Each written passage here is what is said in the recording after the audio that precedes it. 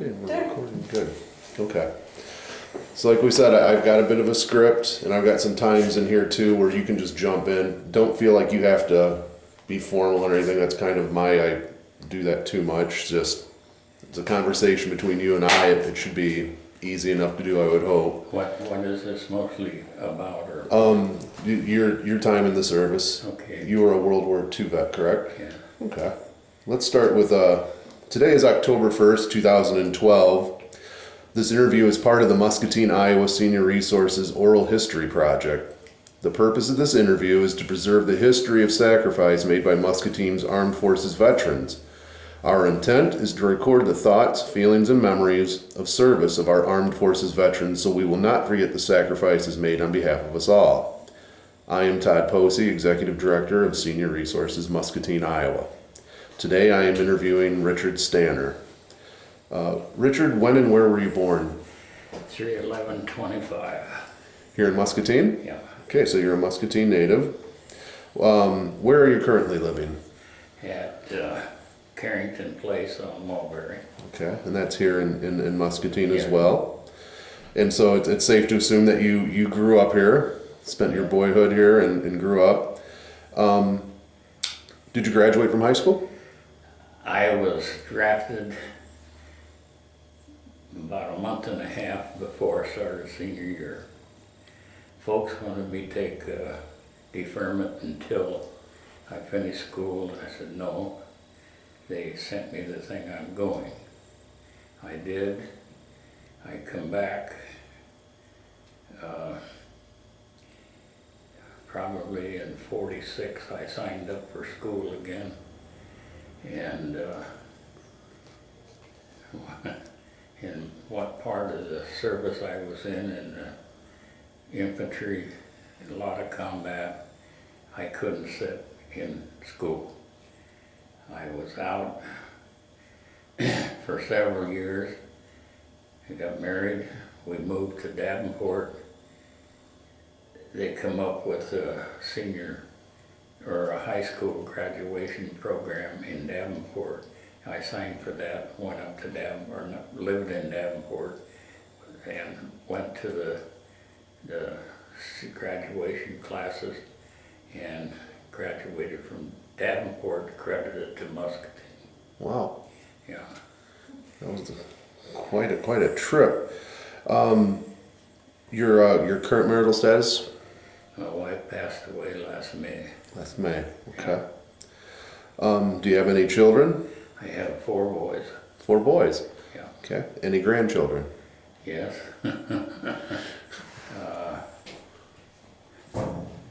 2, 3, 4, 5. 5 or 6. Yes. Wow. And so you got back from the service. You went to Davenport for a while, and you got the diploma for high school. Did you, after that, go to work? I had, yes. In Davenport, I was working for Swinbokers, and at that time they were on Harrison, and it was Dodge and Plymouth garage.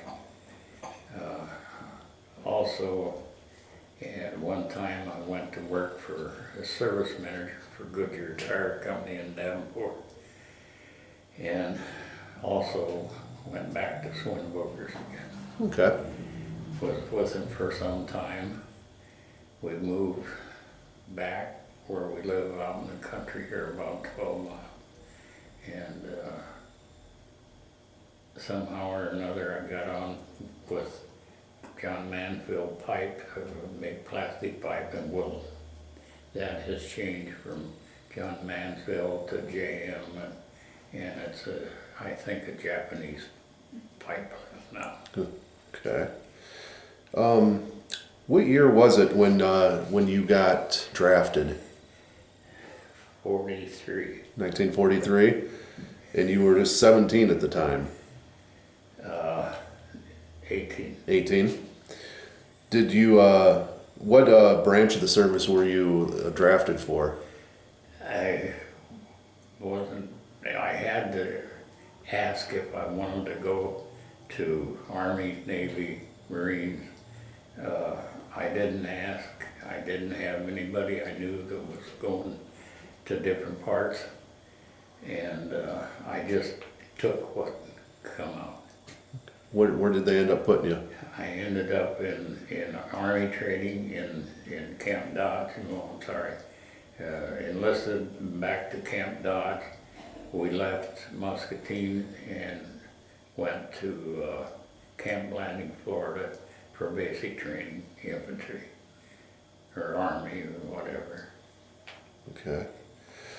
So, you didn't have any friends from around here that had, There might have been some that had been drafted and some that had not been. There was a few that I knew was drafted when I was, but we went separate ways. right, There was two fellows, one fellow by the name of Kurt Dudley from West Liberty, and Lawrence, they called him Baldy Prophet from here in town. We were drafted all at the same time, all went to basic training in Florida, all stayed together pretty well. And I think all three of us ended up in Italy, in different divisions. okay. Before you took off to go to Florida and your basic training, did you do anything special here with your family or friends that were still around? No, played ball a lot with different teams. No, nothing real special, just kind of Yeah, went through your usual guy routine and Yeah. got her done there. Okay, and now basic training was where at in Florida? Camp Landing, Camp Blanding. down by, close to Jacksonville. Can't think of the other little town that's close. But at Camp Landing, Florida, that's where we took our basic training. And what time of year was that when you took? That was September, October, November, about the 3 months. I was home for Christmas that year, getting transferred from Blanding to overseas. Had you ever been out of state before? Yes, but not a lot. Right. Yeah. Well, I guess you might have got blessed a little bit to be able to go to Florida in the fall as opposed to the summer. Yeah, It was probably still kind of a shock though, wasn't it? Yeah. It's still kind of warm. yeah. And how long was basic training? Basic training was around 2.5, 3 months. 2.5 to 3 months. Yeah. What do you remember about basic training? Baldy and Kurt Utley and I was in basic training together. We met another man in basic training, which was a big fella. And he was kind of a caretaker for all three of us. And we all four were together most of the time. And he told us all, well, if you got troubles with somebody, I'll take care of it. And once you looked at him, you better stay away. So did you ever have any troubles that you needed him for? No. Nope. No. That's good. At any point in time during your basic trainings, had it really sank into you yet that you'd be going off to war? No. Went into training not thinking of where you would end up, but whatever. Where I did end up, when we got overseas, we landed in the harbor of Naples, a lot of ships were laying on their sides over there. They had to wait until the guide ship could get us in to get us off the boat. The ship that we went over was named Robert Alston. I wrote back home and told my folks, tell Bob Boston I can't buy his boat. I'm going now. That letter went through. Whether they knew I was telling them what boat I went over on or not, I don't know. But anyhow, we got there. They pointed out to go down the street a block or so, get on trucks. Trucks took us to a replacement depot. I don't know where, out of Naples a little ways. And the only thing in the replacement depot was 2 big hip roof barns. There was no fences, no crops, no nothing. All looked like pasture. The barns were just as clean as somebody would take their house. And that's the replacement depot that we went to. They didn't have any buildings for us to get in. We slept in our little pump tents. We could get out, look around, and we were close enough to see Mount Vesuvius smoking and spitting out some sparks. Wow. We could see that from there. We were probably in the replacement depot for a couple of weeks, maybe 3 weeks, I don't know. But the one big hip roof building is where our meals were repaired, and that's where we ate. The other building, I don't know what it was. Where did you ship out from the United States? Newport News, Virginia. So you took off from Newport News, Virginia, and sailed all the way over to the port of Naples. Right. Took 30 days to get over there. 30 days? Yeah, and we were somewhat in the center of the convoy going over, and it was like this, pointed in front, and ships this way, all the way around us.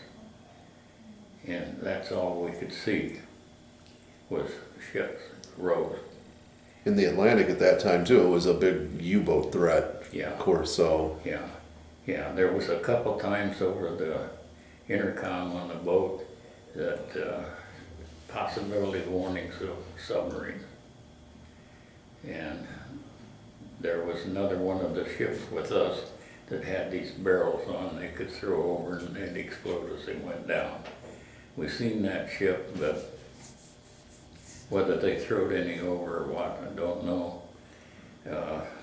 No problems with the convoy, with the submarines. And that was a couple of times.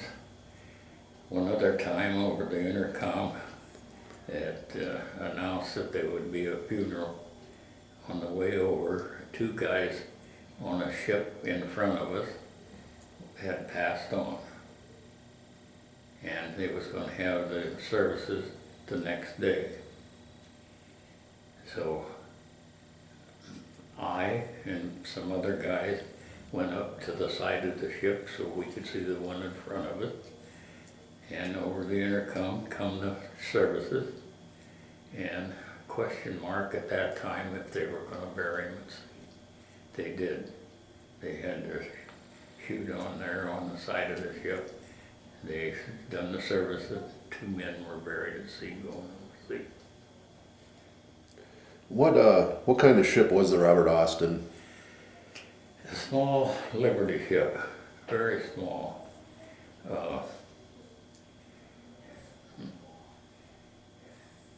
Well, it was just small, and it didn't take much movement of the water to shake it up and down, back and forth, or whatever. Did you get seasick? No, I didn't get seasick. In the center, down in the bottom, where they feed our meals, we had a place about this wide. I don't know how long. You stood up, got your meal, you come back, stood at one of those, ate your meal. You wanted to be careful that you hold on to your plate, because the tilt of the ship would slide your plate away from you. So, Midwestern guys don't get to see the ocean every day. What did you think the first time you saw the ocean? Well, you couldn't believe what you was seeing. They announced two over the ship as you're looking out, forward, sideways, or backwards, that you could see for about 8 miles before the drop of the country went down. Wow. So you were on board for 30 days? 30 days going over. And what was life like on the ship? And very crowded. Very crowded? It wasn't bad. The things come out as well as they had planned, with no trouble with submarine or airplanes or anything. But it was just a long time on the boat, not being able to go anywhere. And probably kids today that would see this interview would probably just be a little bit stymied, because I don't know that if people would really understand that. That meant there was no cell phones, there was no games, there was no internet, there was no Facebook. Yeah. It was 30 days of you and these other guys crammed into very small quarters on this boat that's heaving in the middle of the ocean, up and down and all over the place. Yeah. In the area where they had our bunks to sleep on, they had made framework for bunk. They were at least 4 high all the way around the bottom of the ship, and not a lot of space, just about enough to get in and lay straight out. That was it. Yeah. Wow. Over the years, information has become more and more readily available for people. Like we were talking about earlier, there's internet, TV, radio. We get news almost as it happens. Sometimes as it is happening, you can watch a live video feed on your computer. That wasn't so when you enlisted. Had you heard anything about the war prior to shipping out? Not that much. You didn't know, actually. Well, you didn't know what was going on most of the time. Hear a little news, but at that time and age, who paid a lot of attention to the news? Well, yeah. Were you able to get news and information while on board the ship? You could get some information. They announced over the intercom to what happened here, there, elsewhere. Yeah. Okay. Did you feel patriotic about going to war? Yes. Good. Okay, so after 30 days on the ship, you pulled into the port of Naples, and there was obviously, was it because of the war, or was it just the way the port was that all these ships were on their side, or? No, it was on the board. On the war. Yeah.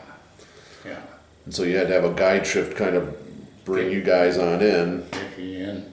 They stopped somewhere where a ship was laying on its side, and they had a gangplank running across it, where we could get off the ship and walk across the gangplank to land. Did you have to go to any specialized training after landing? For the people? No, there's no specialized, nothing until after, well, there's no specialized training, period. Even when you get to a unit that's in the combat area, you've been through basic training and so forth, and that's it. So it was basically you landed and they put you where they wanted you, and you just kind of had to learn on the fly. Right. What were your first impressions about Italy? Naples had been hit pretty good. Made you wonder how many of the towns it's going to be like and what kind of problems you'd get into. It was just a big question mark of what was going on. Did you see any locals when you first arrived? Yes, yeah. A lot of people, most were nice and was glad you were there and whatever, yeah. Was that the first time you had seen or met someone from a foreign country? Yeah. Yeah. After so much time you had been trained, deployed to a foreign country, and then given an assignment, where did you go after you touched down in Naples and you went to the barns where you were the deployment barns? Where did you go next? From there, probably 2 weeks, maybe 3 weeks, you got notification to get packed up that you were assigned. They didn't say to what unit or where. They give us a time to be packed and ready to move.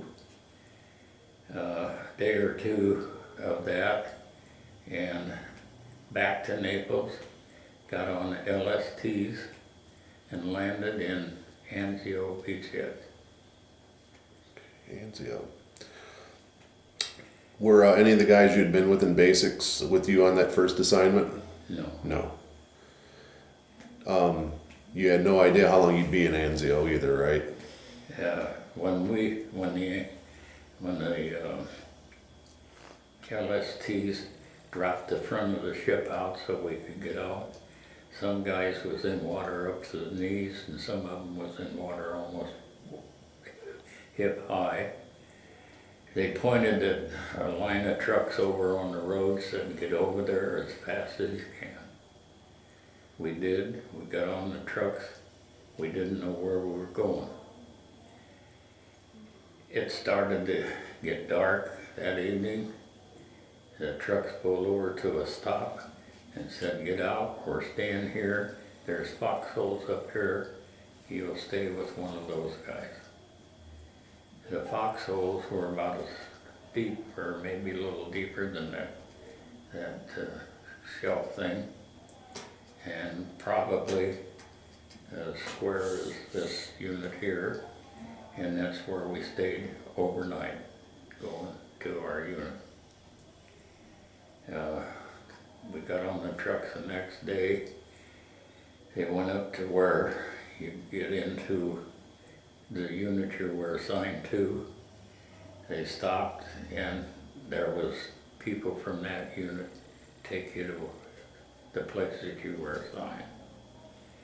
Again, that wasn't sitting outside on the ground, that was a foxhole.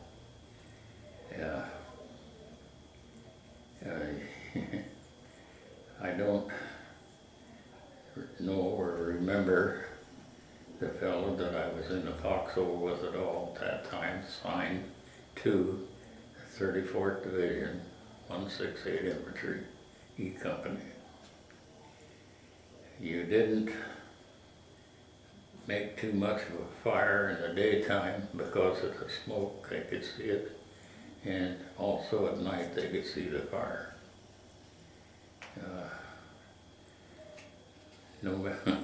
No matter what you had to do, you'd done it in the foxhole and throw it away.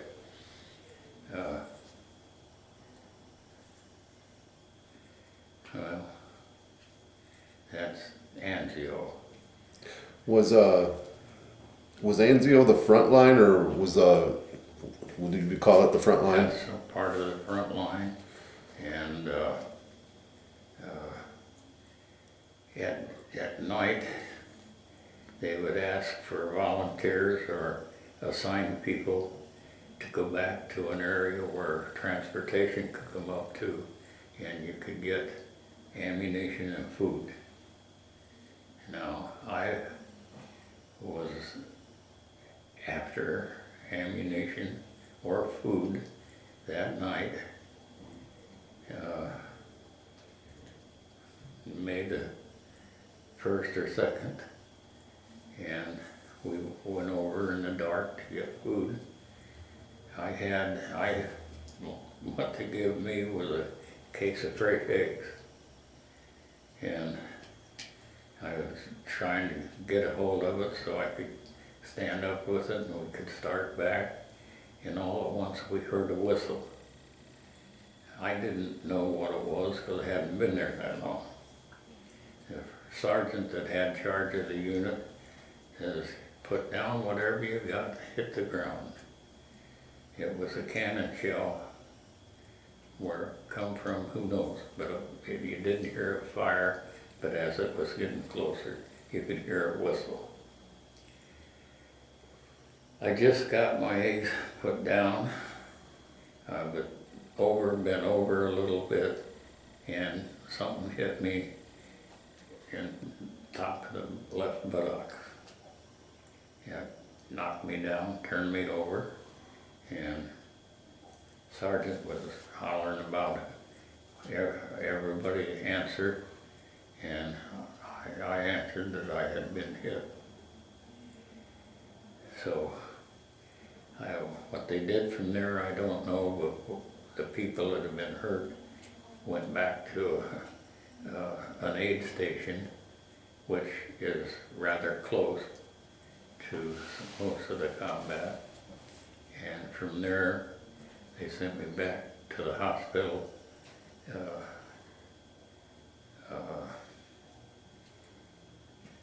Rome. And in Rome, after they checked you over and whatever, and well, they operated from my spine to my hip bone. They opened that where that piece of shrapnel went in so they could clean it. The shrapnel was big enough that after I got home, it weighed almost a quarter of a pound. Wow. And anyhow, while we were there in Rome, if you were healthy enough and could ask to go downtown in Rome, they would let you out, and you could go downtown and look around. So another fella, he wasn't from my outfit, could get out on a Sunday. We asked, and they said, yeah, you can get out and be back like supper time.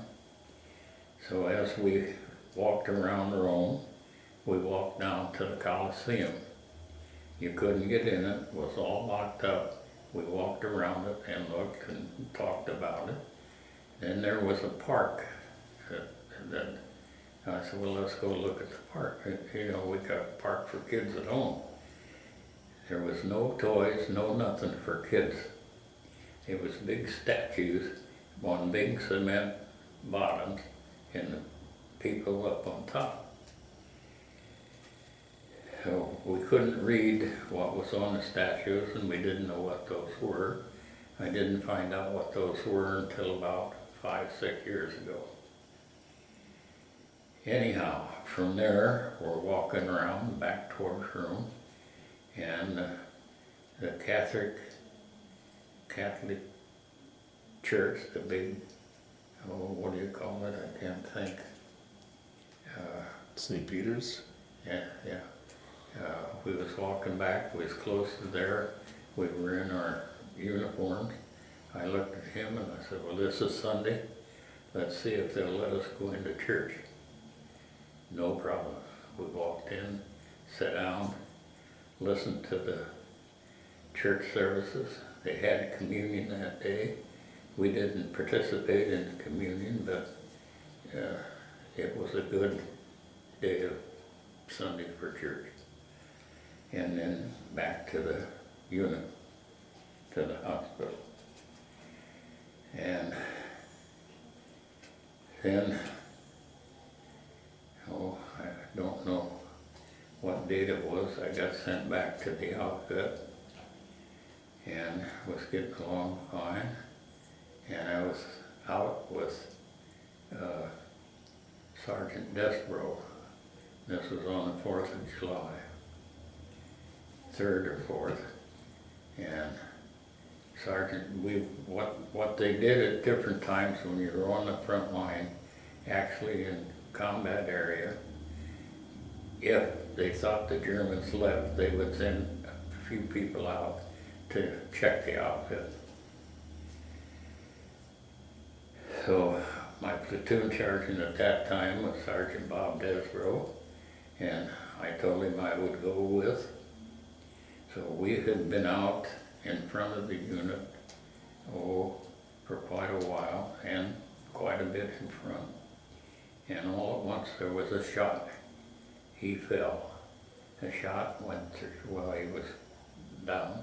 The shot went through the top of his shoulder, come out under the shoulder blade.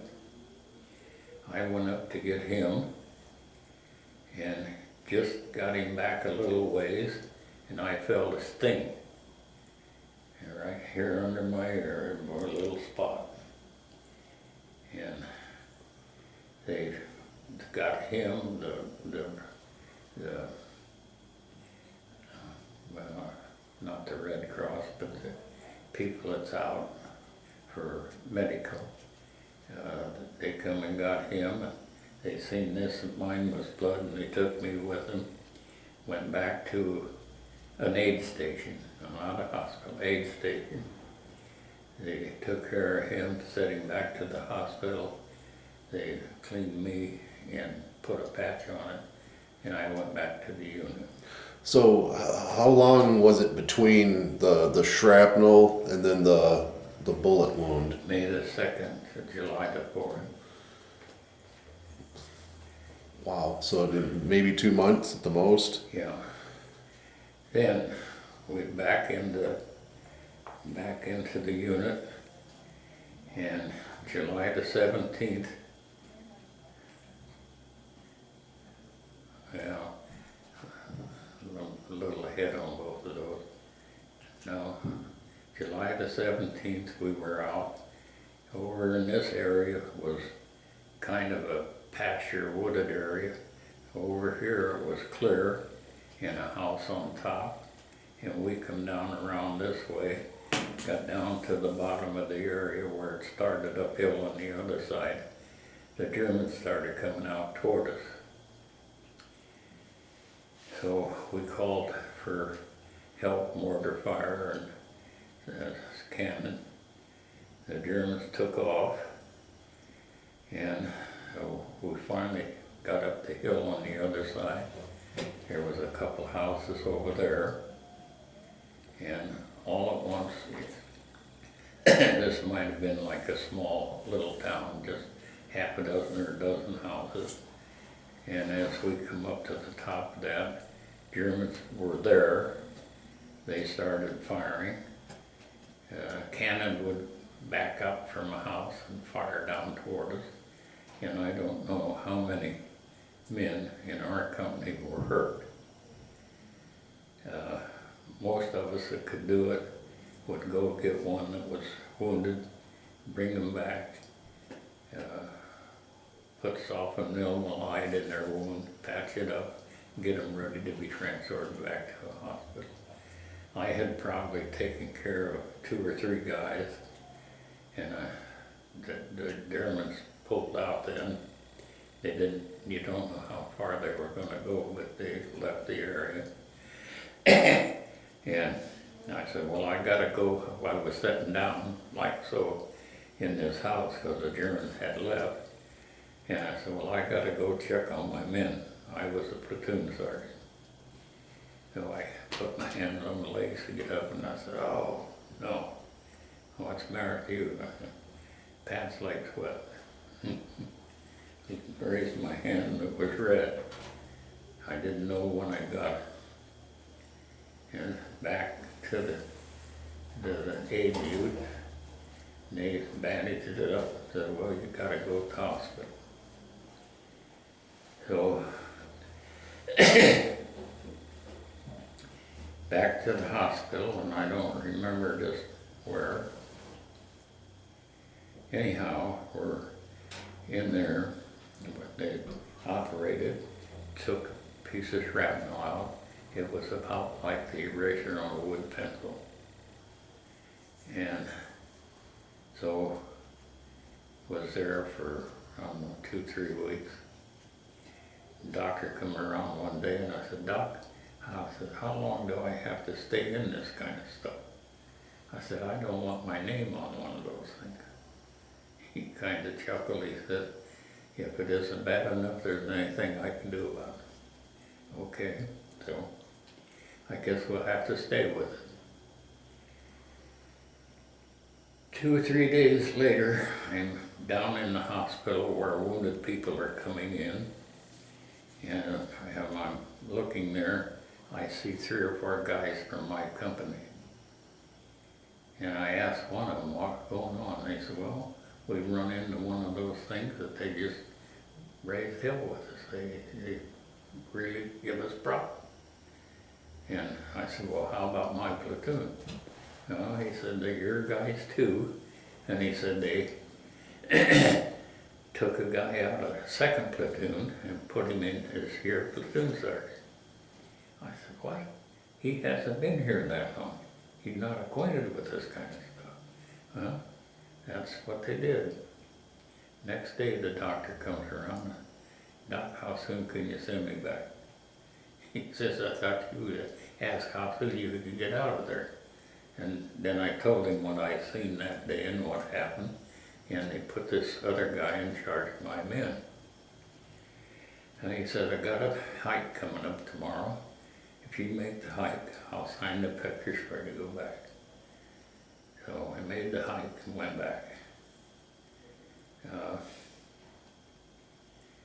Well, on through that, another place where it was night and it was my turn to take a patrol out in front of the company to see if the Germans were still there. You're kind of feeling them. And it was dark. You couldn't hardly arm reach with the guy in front of it. If he was farther away than that, you couldn't see. So we'd been out for maybe a half hour or so, didn't see anything or hear anything. I stopped my men and I said, we're going back. Well, you aren't supposed to yet. I said, I know, but they don't realize if you're 2 steps ahead of me, you won't be able to see me. And there's no sense of us messing around out here if we can't keep track of each other. I'll take the responsibility going back. So I turned my men around and I took them back. Had no trouble. Told the captain, I said, it was so darn dark out there. If they got 3 steps ahead of you, you couldn't see them. And I said, that's kind of foolish to stay out for that with what could happen anywhere. So that was that. So you'd been, when you were coming up on the houses that were on the hill, and you had sat and you'd put your hand on your leg and felt it wet. Third time you had been wounded. When you had seen the Germans there, was that the first time you had seen them? Oh no. No? No. You had seen them before in Italy? Yeah. Yeah.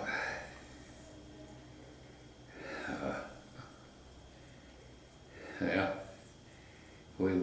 I tried to take care of my men in my platoon. If there's something, problem, I'd really be with those guys. I had one guy that he came to me and he said, I'm gonna get out of here. I can't take this, I'm gonna get out of here. I said, you stay by me. I'll look for you, you don't go anywhere. Well, when I was hitting the leg the last time, I knew where he was, but when I went back, he was gone. So he done what he said, he left, he didn't want it. But another place, well, how was it? They come out and ask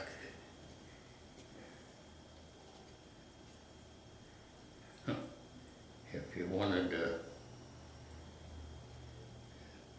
That was after the war. Anyhow, we got up into another town named Como, and it looked just like it was a resort town, not a busy town, a resort town. Right at Como, there was a big lake, and they called Lake Major. And in the center of it was a big round island, kind of hipped a little bit. One Italian owned the whole thing. So anyhow, I'm back with the unit again after we've been there. While we were there, we got notification if a convertible pulls in with several guys in it and maybe the second car, don't go down, mess, stay away. That guy had been working back and forth with the Germans, maybe telling them where the Americans were. But they said, don't go down because you just get in trouble with the 2 carloads of guys and that's it, stay away. He come in to that town of Como, and it was just exactly like they said. 2 cars, convertibles, full of men, and he was sitting right in the room. But we didn't go look, go ask, go nothing. Just kind of stayed away and watched what was happening. Then from there, we went probably about, like from here to Davenport to another town. And one of my men come back from the hospital of being wounded. And we sat there talking, and I said to him, I said, would you like to see a town that looked like a resort town and a big lake? Yeah, he said, I'd like to see that. And I said, well, there's a German motorcycle sitting down here, and I can handle that. We'll get on that and go up there and be back like in the afternoon. Well, we didn't get back in the afternoon. And previous to that, Lieutenant Lefevre, which was our command in my platoon, I asked him where could we go somewhere so I could get a different shirt. It was getting pretty well worn down and wouldn't get some holes in it. He said, you won't need that pretty soon, I'll give you one line. I said, well, I can't wear your shirt because it's got that little loop on the top with a button. He said, you'll be able to wear it pretty soon. I messed up. He put me in for a battlefield commission.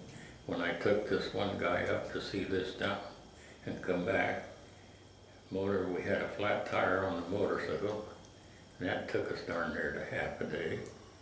And it was after I thought I had enough gas, I seen that there wasn't, and I got some Italians that evening to get us some gas so we could go back the next morning.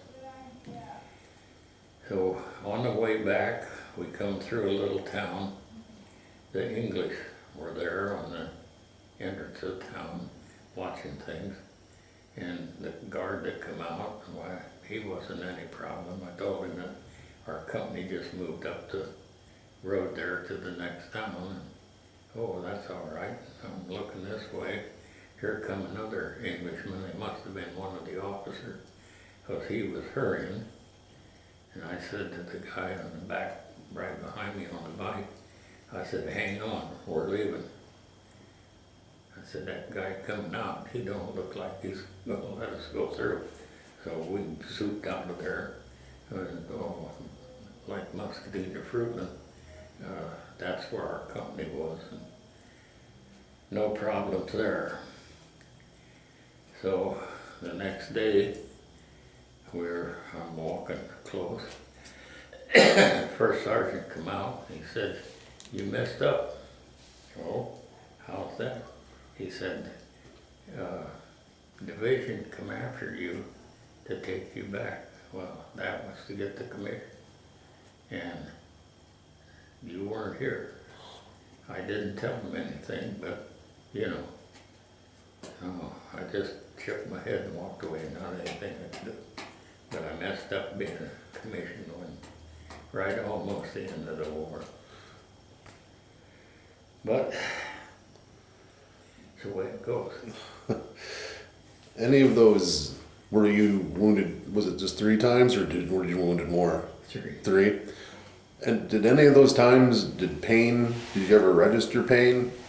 No.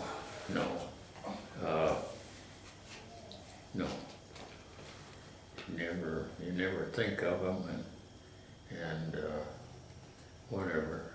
Anyhow, this place that I was telling you where the house was, down over and back up through the wooded area, I had been wounded 3 times by then, and with the Germans coming out of the area, I was right at the bottom of both, and I'm thinking of my folks, my brother and so forth, and I thought, well,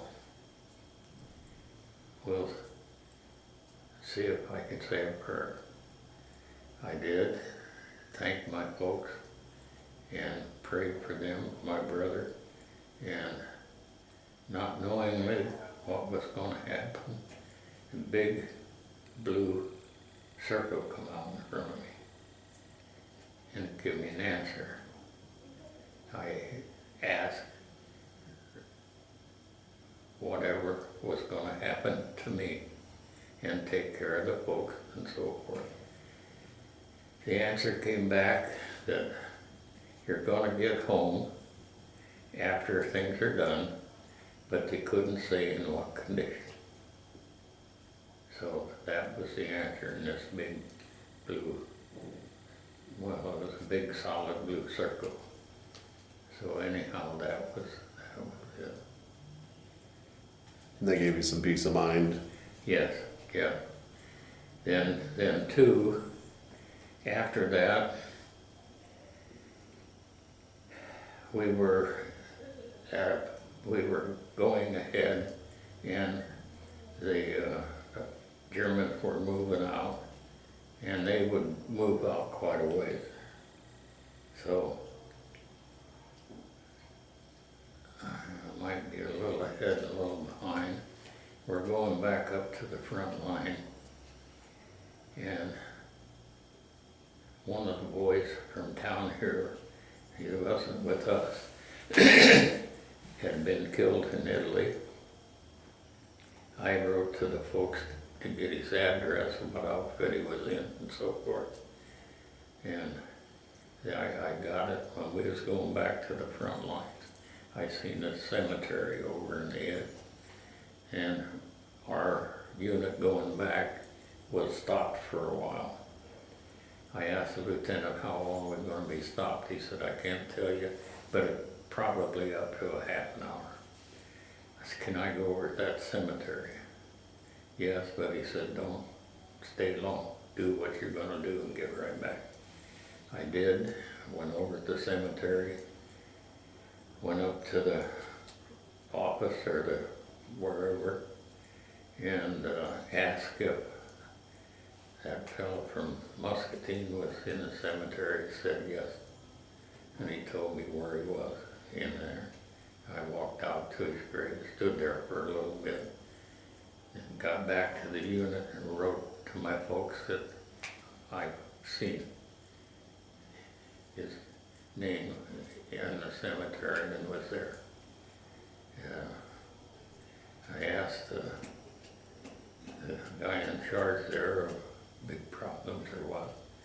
He said, no, everything was quick, no suffering. So, yeah. Did, in any of the times after you'd been wounded, did you ever think, maybe I'm going to be sent back home?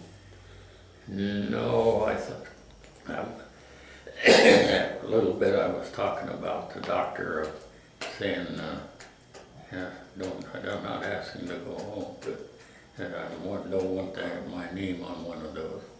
No, I didn't. I would have stayed and done anything if I could have. Was that standard procedure in World War II? If no matter how many times you were wounded, it was you were going to get patched up and head right back and keep on fighting? If it wasn't bad enough, you stayed, yeah. Okay. When the days that you weren't actively engaged with the enemy, what was daily like life? Did you have a camp set up, or? There was places for us to go, like rest areas. Say you were on the line for 3 or 4 weeks, then they take you off into a way back unit or a secondary position, and you're there for 2, 3, 4 weeks too, for rest. Then as another outfit needs replacement, you replace them and they go back to the same thing. But it was all over, no matter where you were. It could be in different spots. One spot, yeah, I'm gonna tell you anyway. One spot, we were up on the line longer than usual. The reason you're up there longer than usual, the unit that was to relieve you didn't have the manpower. So you stayed until they got their manpower enough, and then they brought you back. We were up there a little extra time one time. We were brought back to way back to sitting a big rest area back a ways, and my God, that noon on the way back, the feed truck hit us with hot food and whatever. Supper, we got to the rest area, another big supper and hot food and whatever you wanted. And just before that, they issued us sleeping bags. And I got my men together and I said, don't zip them bags. What do you mean don't zip them? I said, I've been in one of them before I got in the service, and I zipped it and went to sleep that night. I couldn't find the zipper to unzip it and get out. And they looked at me kind of funny. I said, I mean it. I said, you've had about 2 real warm meals, good meals, before we got back here, and before you got the meals, you've been eating nothing but canned food, sea rations, and so on. I said, you're going to wake up tonight, you're going to have to find a place to go. Don't zip the bag. Well, some of them didn't listen to me, and they didn't get